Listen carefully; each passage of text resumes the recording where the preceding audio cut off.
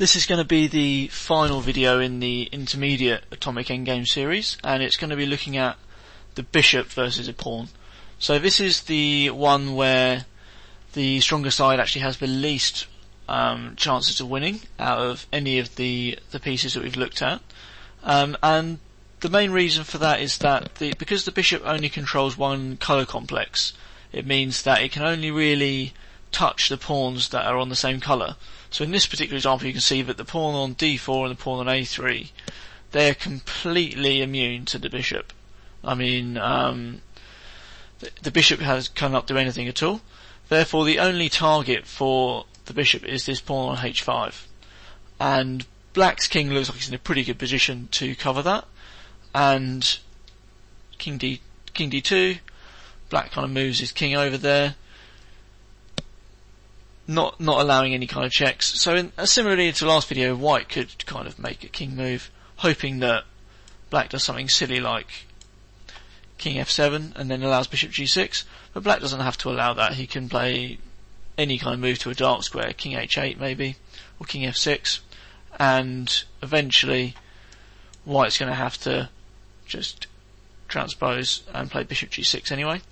So after bishop g6, black plays d3, and bishop takes h5 is a blunder, because after the simple king triangulation, white loses.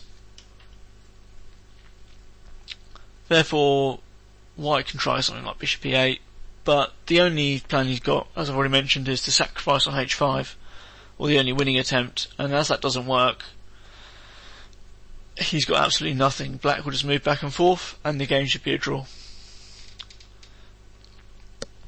If we go back to the starting position again for this particular study, if we move the a pawns up a square, we'll see another situation where the winning chances are slightly increased here, because both the pawns are now on light squares.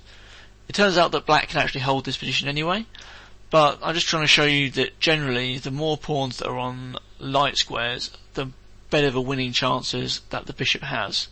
If for example these pawns were pushed up a couple of squares on either side, say instead of a3 and a4 they were on a5, a6, or the other pawns were on h6 and h7, then the bishop would be winning. So it's important to kind of be aware that that if they're on light squares or the same colour square as the bishop, then that obviously increases the winning chances, and the further up the board they are also increases the winning chances. In this case black does have to be a little bit accurate, so it's best to keep his king in the centre of the board so that it's prepared for both bishop takes a4 and bishop takes h6.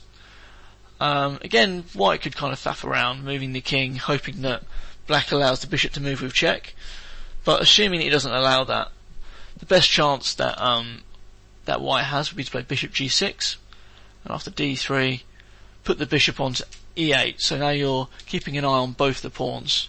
As in the last example, if you play bishop takes h5, then black will easily cover that and he'll win the tempo race. So bishop to e8 is a attempt to kind of overload the king, and black can go wrong here. The best move for black is to play king to e6, so keeping the king on the e file, so he's kind of within, if you like, the square on both sides of the board of white's potential passed pawns. If he was to play the king to either side of the board, king d6 might look natural now that white's attacking on a4, but after bishop takes h5, white is actually winning the tempo race. Just proved that by putting the moves in. After king h8, white has a retreat square and can win the game. Similarly, king f6 would allow white to sacrifice in the other direction with bishop takes a4, and then again this race will be a win for white. Black could connect the kings, but then again that would lead to one of the basic endgames that was covered in the previous series and would be easily winning. So king to e6 is the best, most flexible move, and it turns out that white can't make any progress now. If he was to sacrifice on any of the pawns, black is in time. I'll just show you one example, sacrificing for a4, and black has blocked. Both sides have a retreat square, but because it's white to move, white is losing. So white could try just kind of moving around, checking the king, but black can basically just stay on the e file.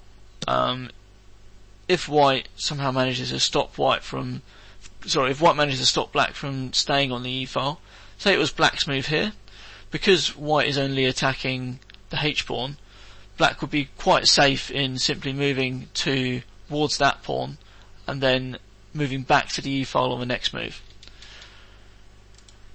So if white tried faffing around with bishop b3, white is kind of hoping that black will capture that, because then that will give him an extra tempo to push his pawn up. Black could just ignore the bait and then again keep the king on the e file, and nothing that white can do with a draw. That's the end of this series. The next series is going to be moving on to slightly more advanced endgames.